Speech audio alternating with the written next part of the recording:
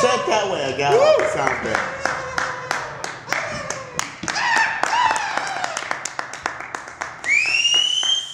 It's loud. Wow, that's really loud. Oh man, the vision, everything's. I know, it's tough. It is super fucking bright up here. Can you turn those down? It seems kind of unnecessary. I can. You just have to tell me when I'm not on stage, because that makes it. Okay, well, I'm fucking sorry.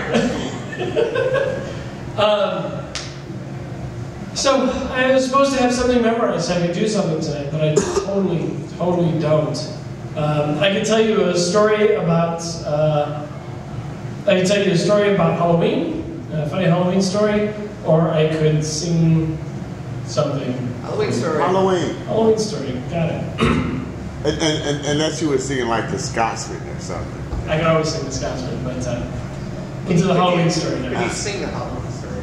No. So, a long time ago, when I was in the Army back in like the early 90s, I had a friend who lived with his wife on off-base housing, and well, it was on-base housing, and they had a nice little place out in the middle of all of the other little houses that the soldiers got, and we were going to go spend Halloween with them. So I had a really creepy, like, burn face, kind of Freddy Krueger looking mask, and I just wore that and didn't really dress up for it. And my friend Lightfoot went there, and he just dressed as himself, which was a leather jacket, cut-finger gloves, and kind of a punk look. And we went there, and we were sitting there as the first of the trick-or-treaters very slowly started to come in up to the house. And I'm like, man, I got an idea. So I took my hat, I took my mask and an old like hat that looked a little Freddy Krueger-ish, put on his leather jacket and the fingerless gloves. And John and Lightfoot, they stuffed all of my clothes with crumpled up newspaper so it stuck out. And they put a stool out right by in front of the door, and I sat there kind of bent like this. And people would come up and the little kids would be like, oh, that is scary. And, you know, eventually they'd come and when they got close, I'd go, and they just looked at shit. It was a ton of fun. But there was two groups of people that really stuck in my mind from that night. One was a little kid who must have been like 3 or 4. A little kid dressed as a devil, I think. And his dad, big guy. And they get to the end of the walk and the kid sees me and he goes, "You're not real. You're not a monster. You're a person in a mask." And his dad's like, son, look. You see the newspaper? That's not a person. That's just, they've stuffed it full of newspaper and it's just sitting there. And his son like would move 3 steps forward. "I see you." And you take a couple of, "You're not a monster." A couple more steps until I got right up to the door.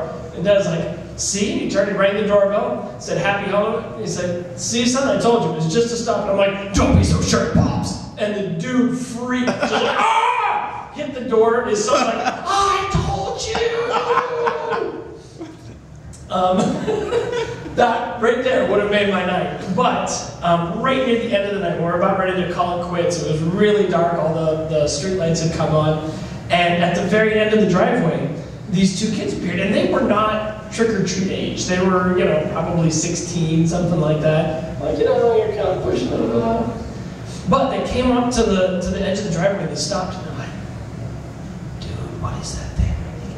I think it's just stuff. Look, there's a newspaper." And they talked about me for like 5 fucking minutes while I'm sitting there. And my friend John comes to the door and he looks at me, he's like, "You guys coming up or what?" And they're like, "Throw us the candy."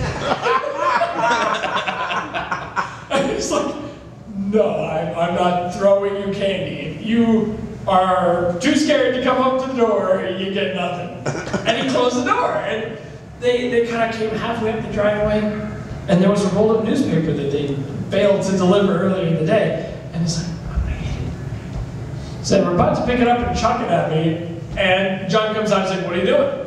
They're like, "What is that thing?" It's like, "It's a dummy I stuffed. It's just full of newspaper, man. We're gonna throw this at you." He's like, "No, it took me hours to put this thing together. If you do that, I'm gonna be really pissed, and you won't get any candy." And they're like, "Ah, shit." So he stands there for a minute while they talk about me. "I don't think he's alive. He's alive. He's not alive." And eventually, they sneak around the cars. And at this point, they're out of my line of vision, so I move my head just a little bit. And they come out from behind the cars like, oh my God, people! And they talked about me for they're like 5 fucking minutes behind the cars. It's alive, it's a devil.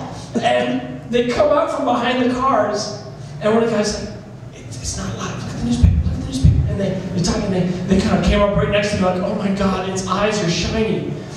And they walk by and they finally ring the doorbell, and John's like, it took you guys long enough. I'm like, happy Halloween, bitch! And they shit themselves. They did not grab any candy. They did nothing but scream like 4-year-olds. They ran to the edge of the driveway, screaming with their hands up. Oh my God, it's alive! They hit the street and they kept running. And John and everybody came outside. I couldn't stand it. I was crying on the ground, laughing. But you can see them like in the street lights up ahead. Street light. Just the most spectacular Halloween thing ever. I'm like, that wins. I have one Halloween. So that's my Halloween story. That is the best Halloween story I've ever heard.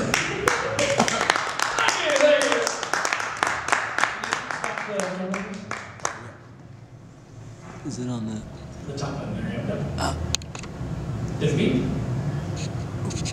Up here somewhere. Not the green one. I kind of see.